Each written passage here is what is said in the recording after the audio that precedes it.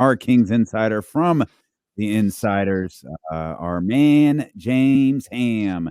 James, let's start here. I've been meaning to ask this question to my partner all day, but we're all here together.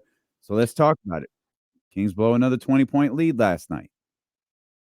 We can go back and forth about what that means and what that entails. And James can't hear us. Oh, no, that's good. James just gave me the universal sign for you stupid idiot. I don't hear you. So I'm waiting for James to get his. James will get his setup here. Something, and then it knocked everything loose. It was like this huge buildup, and then boom, nothing. No, yeah, the universal sign. Stop talking, idiot. Can't hear you.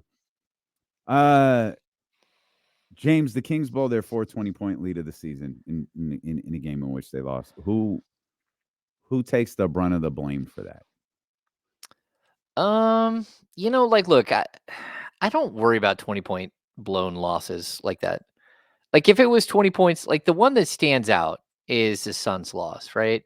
Where you blew a 20-point lead in the fourth quarter in the final 8 minutes of the game, and look how big that would be right now. Number one, you'd be tied with the Suns. You'd still only be a game back at the Pelicans, and you would already have the season series against the Suns. So that one comes back as like this haunting moment, right? Outside of that, like I don't. We were talking about this earlier, Kenny. I mean, everyone saw what happened in the Clippers and Suns game last night, right? I mean, the Clippers were up 37-10 after the first quarter, and it ends up being a 13-point game, but they led by, I think the total was 37 at one point, and they held on to win by 13, and it got to single digits. That's just kind of the league, right? It's the league now because I think a lot of it's because of the 3-point shot. Just, it's like the haymaker, and then once you hit one, sometimes it becomes infectious. Just like I think the Kings face the opposite. You miss one, and all of a sudden you miss four in a row. And so I don't concern myself so much with that as much as I do with the fact that the Kings just look like we see their ceiling right now. We saw it. And like they're a good team. But right now, without Malik, I'm just going to say Malik specifically. Like Kevin Herter, you can throw in that mix too. But without Malik, this team just isn't deep enough to knock off all the best teams in the league. There are certain teams you can beat, but there are other teams, the Knicks, the Celtics, again, a team like OKC, that you just don't have the versatility in the offense. You don't have that second guy to run into the key or to get things going on the offensive end, to get the two-man game going with Domantas Sabonis. Like, I mean, I want to blame Domas for going 2 of 7 from the field, but I also know that, like, how many easy buckets does Malik Monk get him every single game? And now you make him a back to the basket, have to go and go post move after post move against like a crazy long athletic Chet Holmgren. Like I wanted more for sure, but like if Malik Monk is there, there's a good chance that Domantas Sabonis doesn't have 6 turnovers. There's a good chance that you don't blow that lead. And I just kind of look at this as it's kind of the way the team is built right now. You two, both of you piss me off sometimes. Oh, I just want to make sure you both just know the that. damn minute. What? Both of you get on my nerves sometimes. I just want to make sure you guys know that. Teams lost 20-point leads more than any other team in the league. Neither be like, yeah, it happens. It's more than any team in the league, is it? And lost? Yeah. That's the number we had. Okay, but what is it? Like, how many times have they lost a 20-point lead? 4. 4, that's it? 4 times they've lost? lost okay, so and what's the game? Okay, and second place in the last 5 days, James. Yeah. Yeah. Hey, look, at this point, like, really? I don't think they're good enough. Like that, it's harsh, but we see the ceiling. This was the group of games you looked at. You thought, man, we talked about that first set of 8 games, right?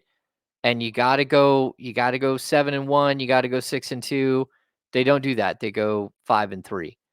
And I mean, that's not like a death blow, but realistically, it's the 1 or the 2 games that you don't have right now that totally matter.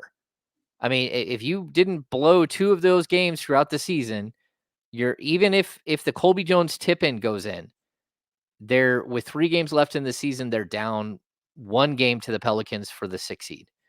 That's a big deal, and so, I don't know, like, this it's becoming like a game of inches, right? Like, we're watching this play out in, like, a kind of a negative way, though. Like, this team is just kind of run into a brick wall and trying to climb over that brick wall without your 2nd or 3rd best player, or maybe 3rd best player, is just nearly impossible.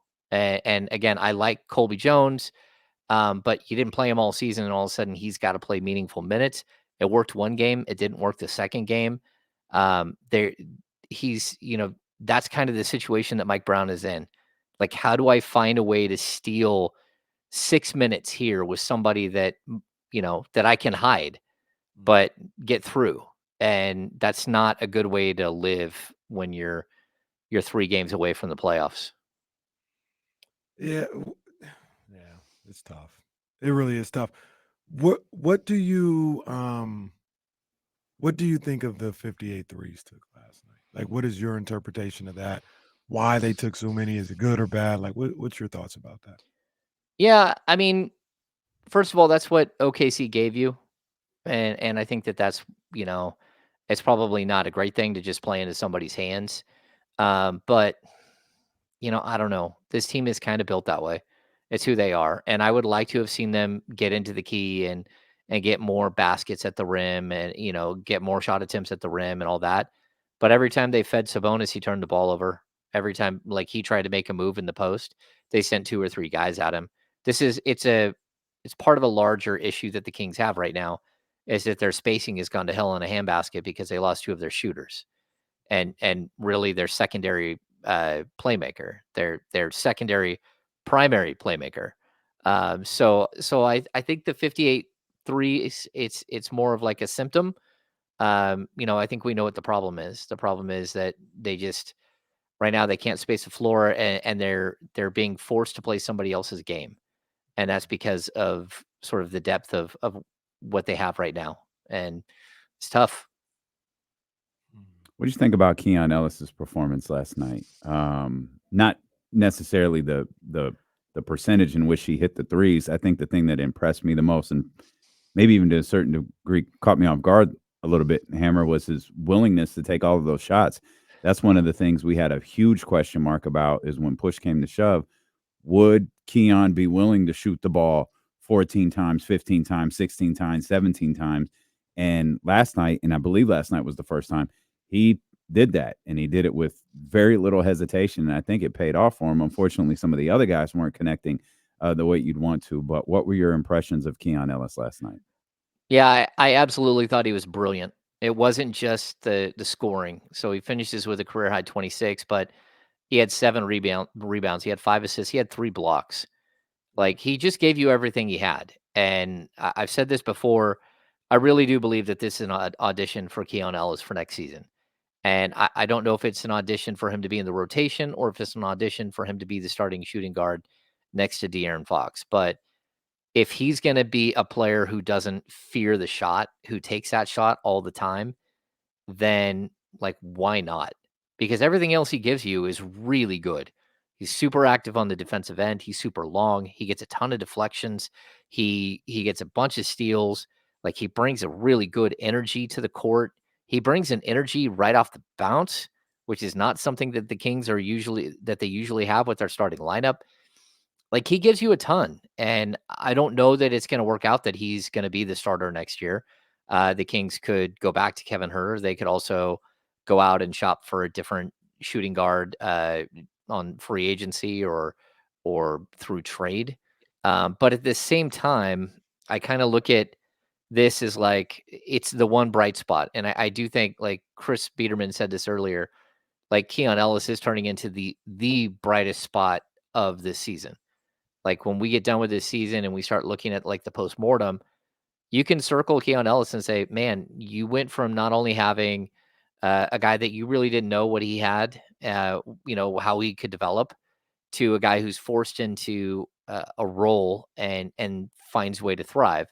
Now, in order for him to impact the game the way that a Kevin Huerter does or a Keegan Murray does, it can't just be one game like this. He has to keep shooting it like this for the next 3 games for sure. But if he gets an opportunity, if somehow this team does make the playoffs, this is who he has to be. He has to establish himself as a shooter in the league, as a guy who will take 8 threes or 7 threes a game. Whenever he's open, he's taking them. And if he can do that, it will open the spacing back up. Because as of right now, teams are still like, okay, well, we're going to let you beat us. I mean, they're just basically saying, if Harrison Barnes, you go ahead and shoot. We don't care at this point. They're saying even Trey Lyles, right? Go ahead and shoot. We're going to leave you open. We're going to stop Fox and we're going to stop Sabonis. But if you have that type of shooter in your starting lineup that isn't the same type of shooter that Herter is, he isn't the same type of creator that Herter is, but what he is a player that you always have to track and you always have to leave a body with. And that's how you create that spacing. So I think it's a huge moment for him, and like hats off to him. Like that, like, you know how hard it is to walk into a game against OKC knowing that you've got to get a win in order to stay in the playoff chase, and like all of this pressure, and this guy who went undrafted is out there like, okay, I got you. 8 3-pointers, 8 threes. Like, holy cow. And then you have other players on this team who are going 1 for 7, 1 for 8, just disappearing in one of the biggest games the Kings have had. It shows you that this is a guy you probably want to ride with. You talk about like what the teams are doing to the Kings, kind of, closing the lane up and saying, hey, if you beat us from 3, we'll tip our hat. How do you combat that if you're the Kings? I keep going to the 58 threes, but a lot of people you did a whole show about it. I know they were upset about 58 3-pointers last night. How do you combat that if they're giving you wide open looks from 3 and they aren't necessarily going down? Like, how do you combat that if you're the Kings? Okay, well, let's just look at the 4 threes that they missed right in a row. Every single one of those were good shots. You'll take them, and not only that, but you have to take them. Like, you throw up a 3. I think it was Davion shot the first one. Trey Lyles, 2 Davions, and a Harrison Barnes. All of them. That's that's one possession. That's wide open. You can't tell them to stop. And I think what Mike said in postgame, I think it probably should alarm some people, but at the same time, he's like, hey, I'm calling a timeout and taking guys out because they won't shoot it. And he's not talking about at the rim. He's like, you get an open 3, shoot it. They could have shot more. And I think it's part of the design of the offense. But at the same time, like, look, the only guy who could get to the free throw line was Harrison, and he couldn't hit anything else. And then eventually, if a guy's not going to hit anything from the outside and you don't even have to defend him out there, you're just going to take 3 steps back and say, okay, come on in. Like, we'll have Chet waiting for you. And I know that's something else that people like, why are they shooting all these free throws and why are the Kings shooting no free throws? Well, first of all, the Kings shot 58 threes. That's part of the reason why you didn't shoot nearly as many free throws as they did. But also, Chet does put the fear of God in a player going to the basket. Well, the Kings shot 26 free throws. It was a difference of 5. What you're really talking about is De'Aaron versus SGA. That's where the issue lied. Didn't so much lie between the Kings and the Thunder. It lied between the 2 guards, where De'Aaron shot like 17 threes, I think it was, and got a technical because when he did drive to the basket, the referees turned the other way.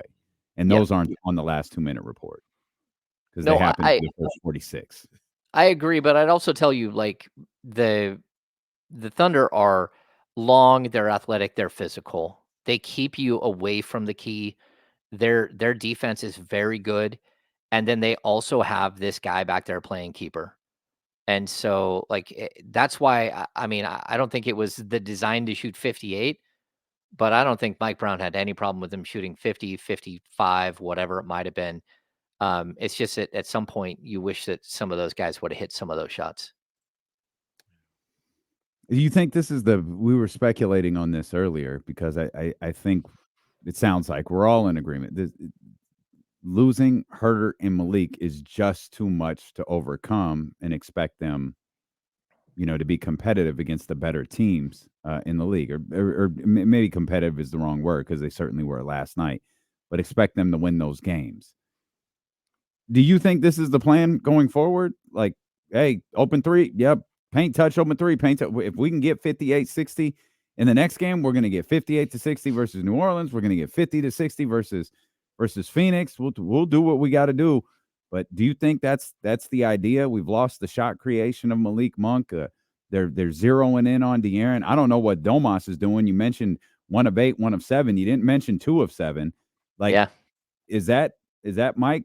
Is this what we're looking at tomorrow night? Well, I'm just going to tell you that against a good defensive team, that's who they want to make you into. So, I mean, that's the problem. Like, you can only do so much. Like, we can talk about like in football terms. If you go up against a team that doesn't have a bunch of pass rushers, but have stacked their front seven with nothing but run stopping defensive linemen and defensive tackles, and a bunch of linebackers that are widely known to just crush everybody who's running, you got to throw the ball, don't you?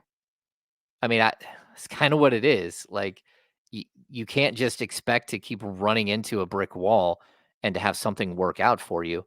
You got to play around it. And, I would like to tell you that the Kings have a bunch of options here, but they don't.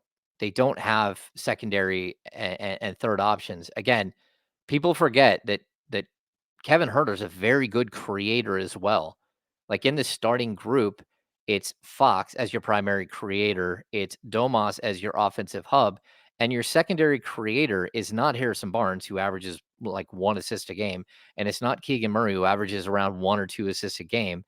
It's Kevin Herter. So it's not just Monk. And I think that, while we all can look at what's happened with Herter this season and say he's had a really, really poor season, he's averaging 10 points a game. You can look at the other stats and he's still not that bad as a rebounder. He's still not that bad as an assist guy. And you do miss him. And if you look at last year's team, like Herter was your third leading scorer and Monk was like your fifth leading scorer.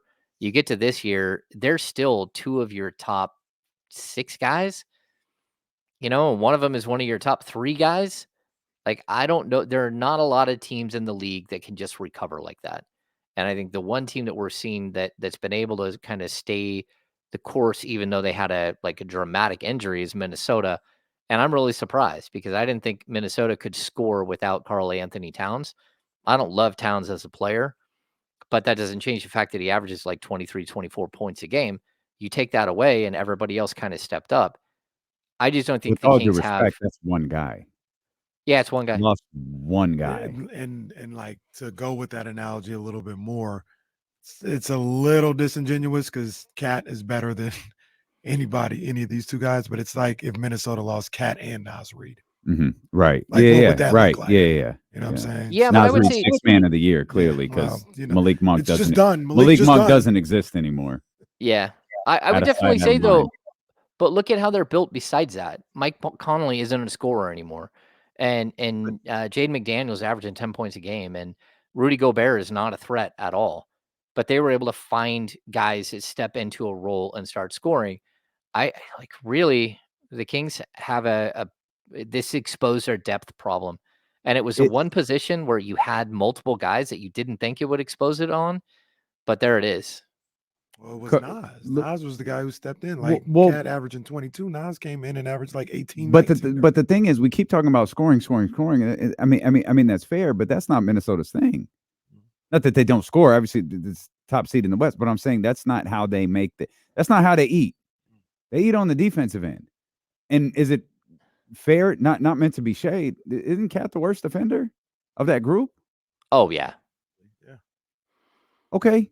So it's just you take an offensive player that by the way, that might have the face of the league on the team. You take an offensive player off a team that eats on the defensive side of the ball versus taking 2 offensive guys off a team that survives off the offensive side of the ball. Like we were talking about this earlier, Ham, the Kings are playing significantly better on the defensive end.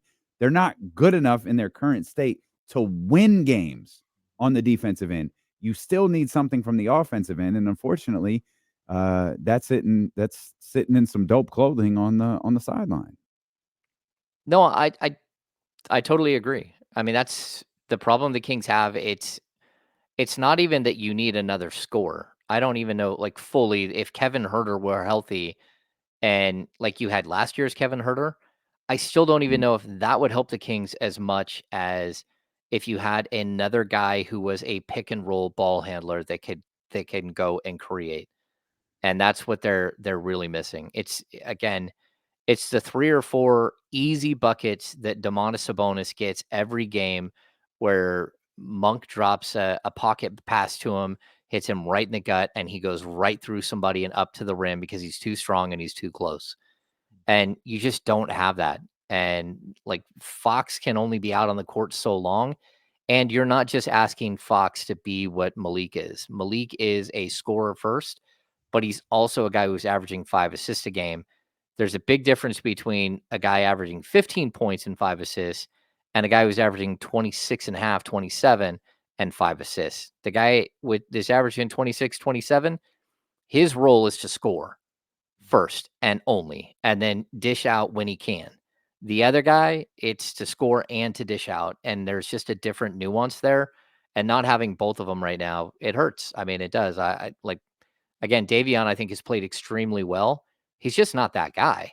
He's not the assist guy. He's not the pocket pass guy.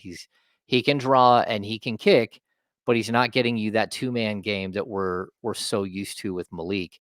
And it's really made the Kings offense bland.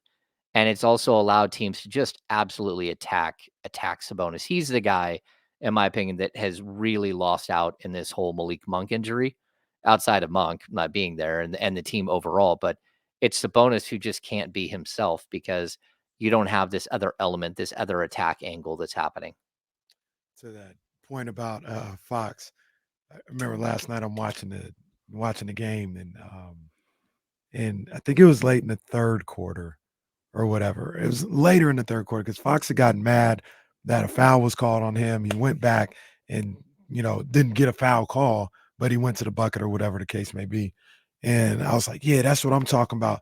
I was like, yeah, Fox, we might need him to go the whole way, the rest of the way here. And then right Comes when I back. say that, well, look, right when I say that, Katie goes, yeah, and Fox hasn't been out at all in this third quarter. I'm like, God damn, like, I'm gonna ask this guy to play the whole second half, lead the team in scoring, and create for everybody. Didn't That's what crazy. and then he sat to start the I fourth think he when he sat. got the technical foul. I think. Yeah. But at that time, there's like 3-4 minutes left. I'm like, yeah, Fox might need to go the rest of the way, not even knowing he's already played the entire third quarter. And it's just a lot on everybody. It's a lot of weight on everybody to step up their game. And that's what you ask. You know what I'm saying? People go down. Mm-hmm. That's what you ask. But we talked about it as well, Ham, where, essentially this team has to be, it feels like, and especially with at least these next two games, I don't know about the last game, but these next two games, they got to be perfect. They didn't play a horrible game last night, but they weren't perfect and they lost. Yeah, I get what you're saying. And to the point with Fox, I mean, Fox played 44 minutes against the Celtics on the second night of a back-to-back. Like, hey, man, it's all hands on deck. The goal to get to the playoffs, it supersedes everything at this point. And I don't even know what they got left when they get to the playoffs, if they somehow do get there. Like, I how don't much do care. they have? Yeah, how much do they have Just left get in the there. tank? Yeah, They're not no, good enough. See, that's the thing, James. Like, we're going to talk about this when we get back because I have feelings about them in a 7-8 spot in the play-in. I have feelings about them over the course of the next two games. I have different feelings in a 9-10 spot. So we'll talk about all that. I want to mention our man Scooter 916 real quick. He says, I absolutely hate that Domas has brought his lunch pail off season, even when no one else did. He had one bad game, or we're going to pile on. That's a bad look. That's fine, Scooter. You can absolutely feel that way. We went over this earlier. I'll say it again for you. He can't. It's unfortunate, and you're 100% right. It's not fair. He can't have a bad game right now. De'Aaron can't have a bad game. Domas can't have a bad game. And I think we learned last night, maybe Trey Lyles can't have – there might be 2 or 3 other guys that can't have a bad game. It sucks, but it is the unfortunate nature of where the Sacramento Kings are in this season right now. We'll come back. A lot more to talk with James Ham about here on Sacramento Sports Leader ESPN 1320.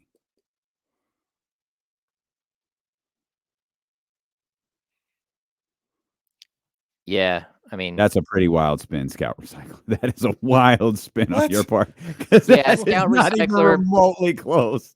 That bro, is some you were wild spin just work. about to get lit up, bro. That's pretty funny. That's pretty funny. I think Scout's trolling. That's pretty funny.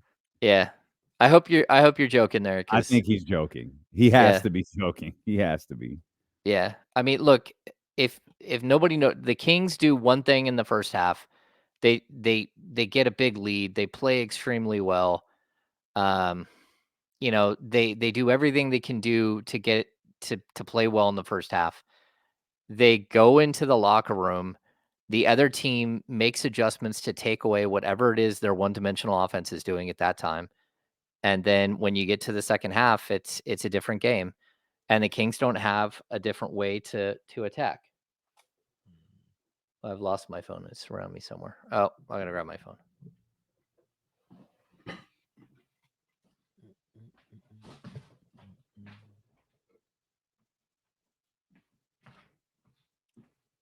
Hey, I'm on the air.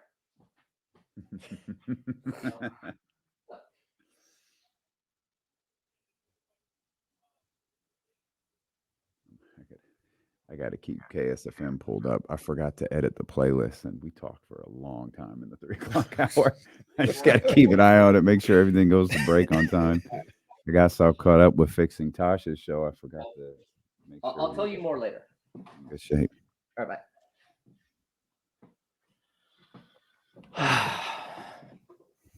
We're calling about your car's. I love when I get those voicemails. We're calling about your car's extended warranty. My son calling to talk basketball, like, bro. But I had just sent him on my way home. There was a horrible accident on 80 right past Newcastle. Like, I drove by, there's a car upside down, and ambulance is pulling him out from underneath. Like, oh, geez. It wasn't a good scene at all. Gracious. And so I was telling my son, hey, don't go that way home. You got to go Auburn Folsom. So he decides to call me. I'm like, okay, maybe he doesn't know where he's going. No, he wanted to talk basketball. No, talk hoop. Runs in the family. Yeah. He's like, you're on break right now, aren't you? And he can fill in for you on he can be ham and ham on Thursday. That's right. He's a basketball junkie. No, it was not Rasheed Rice in Sacramento. Zabo. Man, that was crazy. It's funny. My youngest could care less. He likes to go to a game here and there, but he could care less about basketball. Yeah. Does Mrs. Ham like basketball? Yeah, she does. I mean, at this point, I think after this many years, she just kind of tolerates it. But yeah, she was not happy with them last night when they lost. She's like, how did they lose? And I'm like, it's complicated. It's complicated. It's a good team. It's a good team that all they do is attack the middle of your defense and get every single call known to man. So the pug is doing okay, Sal. The corgi is still being a problem.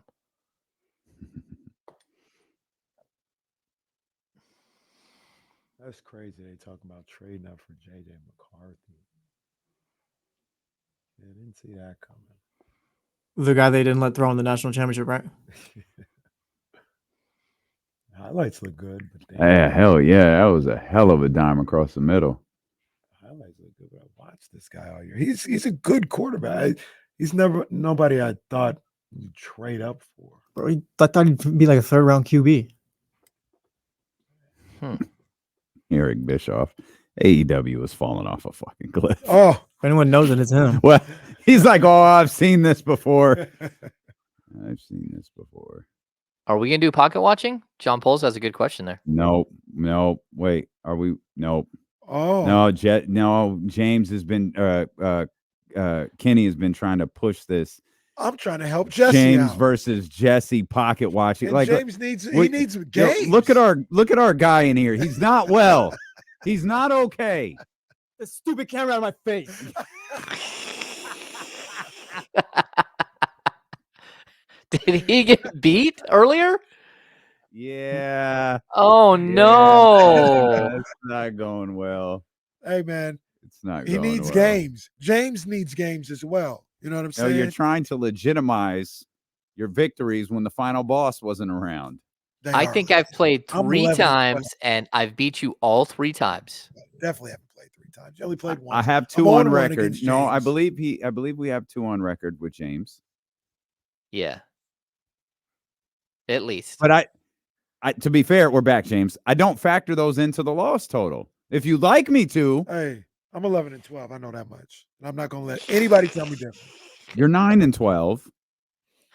But if you Also- want to factor in all of these exhibition games, we can. 11 and 12. So when the season You're not ends, 11 do and we get a 12. playoffs? Or just whoever has the best record at the end of the season is the champ? What, we No, doing this can I like just can I English also point Premier out League? Is that can what I we're also doing? point out Yeah, so I'm asking. you're only counting the wins. You're not counting the loss. It's like 1 loss, so it'd be like 11 and 13. Cheating again. Guy right Cheating What- again. What are you Guy talking right here. about? The great game that I love, you have ruined.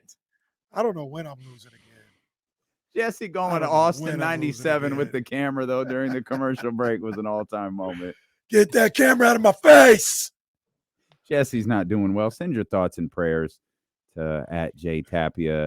What's the number? 03? Yeah, _03. Yeah. 03. Well, Send there we him go. some love. Broke ass Baron Corbin out here living in Vegas now. That's me. That is absolutely you. Of course, when was the last time we saw Baron Corbin? Wow. And he's on NXT right now, so I'm you about just to say, wait. didn't You he just do wait. Something? Didn't he do something over the weekend?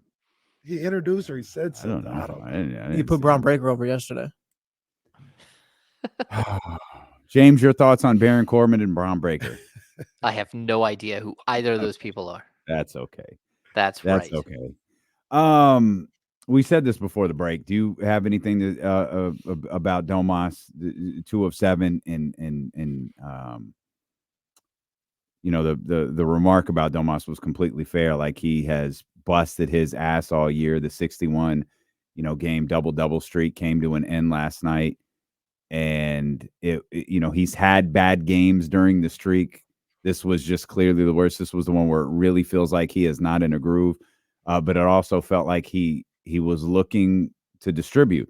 He wasn't trying to rack up his assist total. He was doing what he always does. He was trying to make the best play for when he was out there on the floor.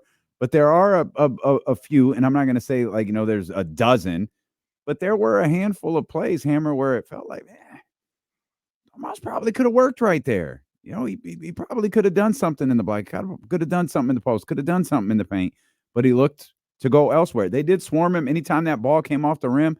They were around Domas as much as they were around the ball.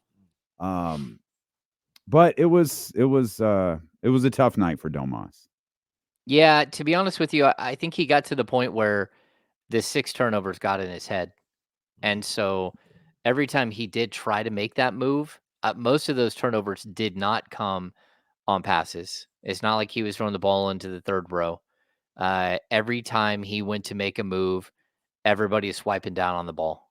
And so, look, I think it was probably like of the 6 he had, maybe 1 or 2 were offensive fouls, and like 3 or 4 were him just turning the ball over, trying to make a move to get to the basket. So those don't count as shot attempts, but they were probably headed towards field goal attempts. And look, he knows he's got to be better. He's got to be as frustrated as anyone. I kind of think that losing the streak might be a good thing, like not having that hanging out there. And let's be honest, if the Kings hit their shots, Domas would have had like 23 assists, not 5. Like there were so many wide open threes that they missed. And at some point, you really can't blame him for whatever happened. Again, he's got to be better in that situation. He's got to score against Chet. He's got to just push him underneath the basket like he has so many other times. He's got to be nastier on the offensive end. The assist is one thing. He only has so much control over that. He's got to be nastier on the offensive end. Yeah, I agree. But again, if you turn the ball over so many times when you're trying to make that move, eventually you start to feel like you're hurting your team that way. Fair enough. And so I get it.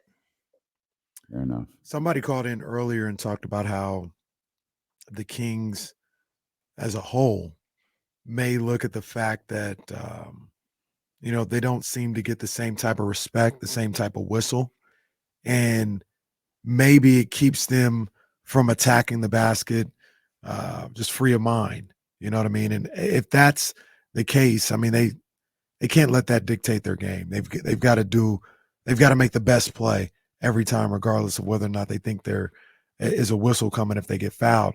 But do you see that from this team? Do you think that's possibly accurate, that the fact that they don't feel like they're going to get the call if they go to the basket affects their shot selection a little bit? Yeah, I do. I think that that's probably why you saw, what was it, 17, 18 three-point attempts from Fox last night? 17? He had 12 field goal attempts inside of three-point line, but at the same time, I think for Fox, like, Fox doesn't want to play the game, and I get it, right? Like, Kyle's word, the foul grifter, right? I think it's like a perfect term. And, the ultimate foul grifter was probably Kevin Martin. He probably started this trend, and then it passed to James Harden, and then it just keeps passing to Trae Young, and now it's passing to Shea Gilgeous-Alexander. If you're De'Aaron Fox, so I think it's okay to not want to do that, to not want to be that guy, to throw your head back every time and yell and scream and act like, oh my gosh, I can't believe I just got fouled. Luka Doncic, same thing. Like, there is something that you can say about that. Like, okay, that it's okay to not be that guy, but you also can't complain when you go inside and you get hit and you don't make a demonstrative move to show that you got hit. And you can't just get like angry at the officials all the time about the fact that you don't get calls. And so I would like to have seen Fox not settle for like 2 or 3 of those extra threes that he took and have taken it to the rim, pulled up in the mid range, done something different. But again, it's the heat of the moment, and all of the weight is on him. It's not like he can't look at a box score while he's sitting there, or see like the scoreboard where it shows that Harrison Barnes is 1 of 8, and that Domantas Sabonis is 2 of 7. I mean, we got the craziest stat I'd ever seen in that game was we got to 2 minutes left in the half, and Keegan Murray hit a 3. That was the first bucket that wasn't from De'Aaron Fox, Keon Ellis, or Davion Mitchell. The first bucket. The rest of the dudes at that point were 0 for 14. So what are you supposed to do if you're De'Aaron Fox? And again, I know he gets angry and he gets frustrated with the officials. I'm actually going to say this, like, I like Mike, but at some point, Mike needs. We got it. Ooh. No, Mike did that. You can't convince me otherwise. That Mike Brown cut that off, bro. Wow. That is a very concerned, a very, very concerned James Ham here on the screen. Mike Brown, whatever. Mike Brown needs to rip the head off of an official. Just unload and scream and yell and go nuts. And if you get tossed, you get tossed. Let Jordy Fernandez coach out the game. At least get one tech. But man, Mike has to. And a lot of times, like, I agree with that. Like, but what does that really do? It's the game. It's the game that they don't want to play. Is it too late? Well, I don't know. Within a game, if you yell and scream at an official and lose it, and either get tossed or come really close to it, defending your guys, there is a point where like an official might do something different. We see it all the time. We see makeup calls all the time. Like, we can't act like these things don't happen, right? So I know people, like, when I say stuff about the officials, it's like, man, I don't want to see LeBron James in the playoffs, in a play-in, in a 1-game play-in. I don't. And I don't want to see Steph Curry, because Steph Curry is going to hit every magical shot that you ever believe that no one could hit. It's like the worst game of horse you've ever played. And then when he doesn't hit that shot, he's going to get every foul call. And then the same with LeBron. LeBron's either going to run you over and dunk on you the final 5 minutes of the game on every single possession, or he's going to stand at the free throw line and shoot the ball. That's the game. And the Kings aren't going to get that. It doesn't matter what they do. And whether they were shooting 16 threes or they were shooting 58, they're still not going to get the same whistle. And so, I hate to, like, be brutally honest about it, but that the NBA is a star-driven league. They love their stars. They love their big cities. Okay, you got to beat a team, and again, with regards to like Shea is now, he's a De'Aaron Fox of last season. Like, he's a media darling. He's the baby. Everyone's super excited to either he's going to win the MVP or he's going to come in second place. And again, like, I don't think his game is all that appealing to watch. It's just one herky jerky move after another trying to get to the free throw line. De'Aaron And Fox is he was not good? a media Yeah, he's. darling last year. I do not think Oh, De'Aaron Fox was a media darling at all last year. I They don't know. love Shea. They love Shea since the They've always trade, at loved least Mhm. since the trade. Yeah, they've always loved Shea. That's been their Yeah, guy. but man, he was all everyone talked about was him being the clutch player of the year. Yeah, He's almost third team All begrudgingly. NBA. Like, they did it because Jerry West award, Yeah. whatever it was. Good for him. Yeah. Yeah. But Yeah, not, I mean, to your point, James, though, like, yeah, I it's commendable that Fox wants to play a stand-up game.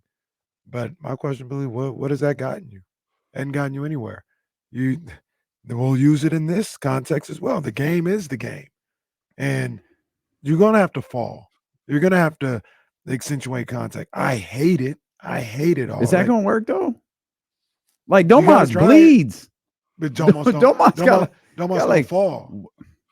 Domas don't fall. I being a little tongue in cheek, but I'm serious. Like, you got to start hitting the deck.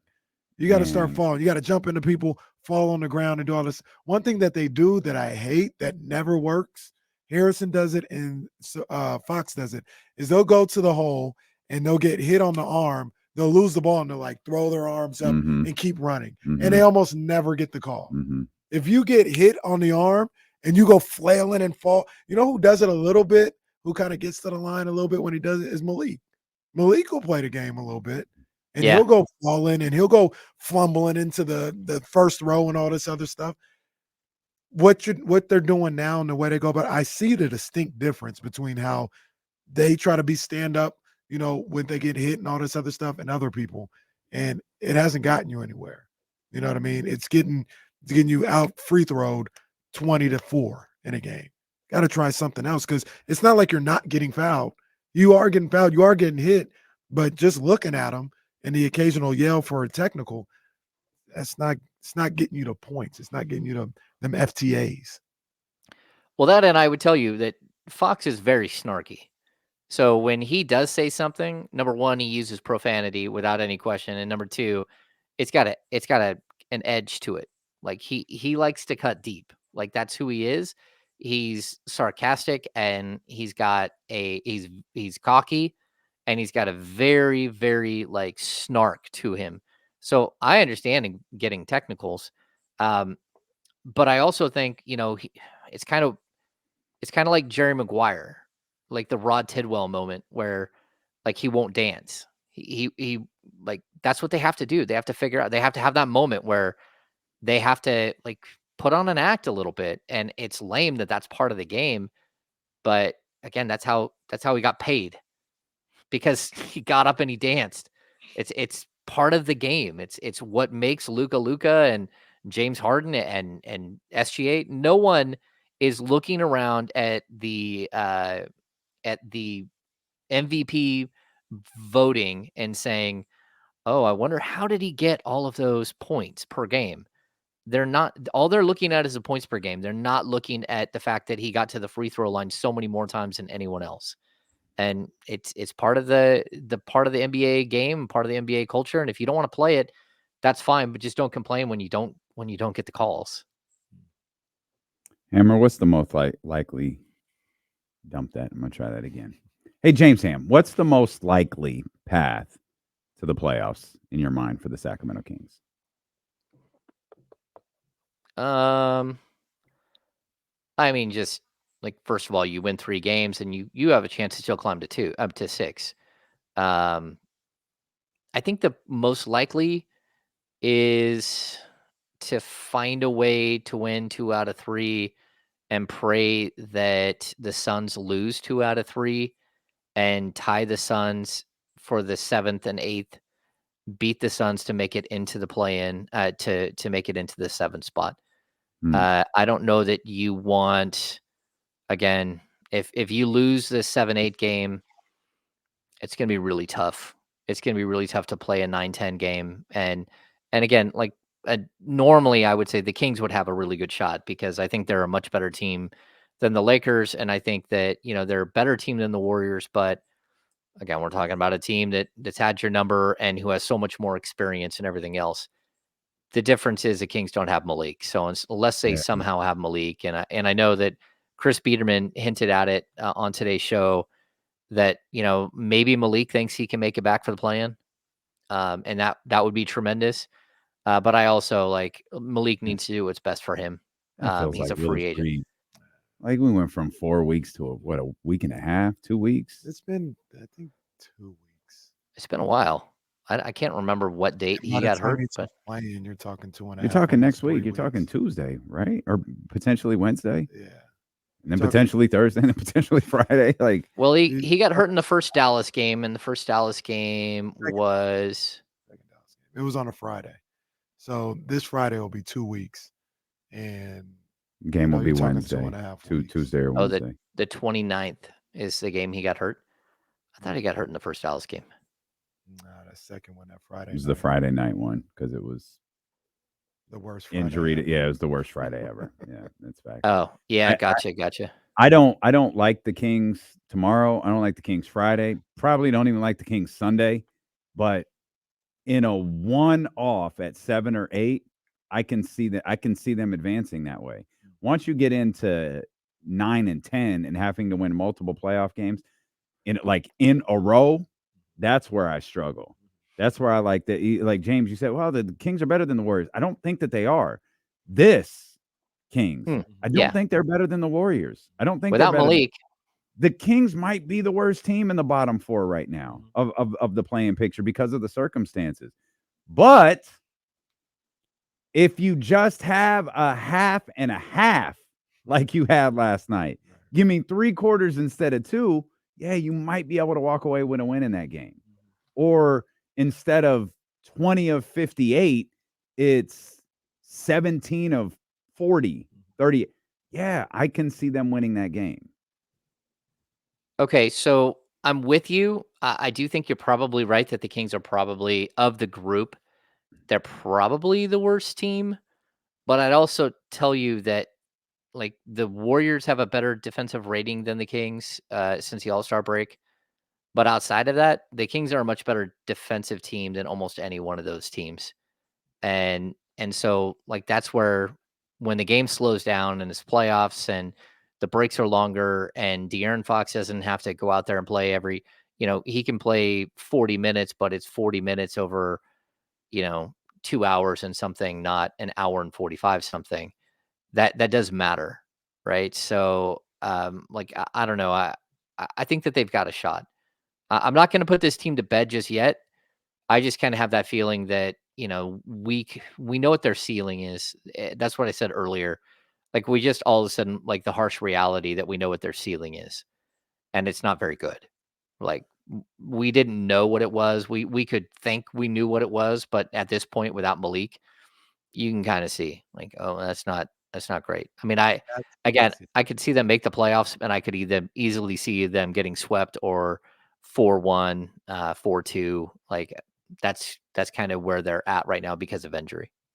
Yeah, and that's the X factor. I mean, I thought this team was going to be good enough to get to the 6, a couple weeks ago, and before Malik went down, that's how I felt about him. But it's just tough to score. They were good enough to get to the 6 at 5:30 yesterday. Hey, they're still good enough to get to the 6 somehow. I mean, that's still sitting there. Yeah. I mean, if all these teams tie. The thing I keep coming back to, man, is it's just too tough for these guys to score. They hit 23s last night. Keon Ellis with a career game. Even Harrison at least put up some stats. Like it wasn't like he was killing, but at least he wasn't hitting, but he was able to get to the foul line. All this other stuff. I know Sabonis didn't play well, but they had to scratch and claw to get 105. Like it's just it's just too tough for them to score right now, and that's what I just can't get past. Okay, yeah, but I'm gonna like counter with this. It's the same team that built a 20-point lead against Oklahoma City Thunder in the first half. I mean, it is. It's the same team that did like they played really well against the Knicks in the first half. Now, the fact that they can't make the adjustment because they literally it's like, hey, it's us 8 dudes and what else? Like what else can we do here? I mean, God bless Mike for giving Colby Jones a shot or if he goes back to Chris Duarte or he lets Sasha Vezenkov play a couple of minutes here and there. But like he's so limited in what he can do to change things up at this point. You just have to be better at what you do. And you have to be better at what you do without 2 of your top 6 rotation, 7 rotation guys. And it's not easy. Remember when Luke Walton was coaching? We were petrified of the third quarter. Kind of feels like that's back right now. I'm not there yet. I'm not there yet. Well, good for you. Petrified of the whole game. Well, that's fair enough. That's fair enough. That's a shoot too. We were nervous over everything that was going on yesterday in the first couple of minutes of that game. Then the lead got to 15, and we're both like, crap. Keep it here. Don't let it get much higher. Just keep it right. Nice, solid little 14, 15. Nothing to see here. Just keep it moving. But then they didn't listen. They got to 20. Oh, stubborn Kings. Damn it. Just kept scoring. And then we wound up. Well, basketball tomorrow. That's right. Basketball Friday. I imagine the tone will be quite different Friday if things go our way tomorrow night against the New Orleans Pelicans. At some point, they're going to beat the Pelicans. I'm telling you. I don't know if it's tomorrow. I don't know if it's the plan. At some point, they're going to beat the New Orleans Pelicans. The Pelicans might clinch tomorrow if they win, yeah?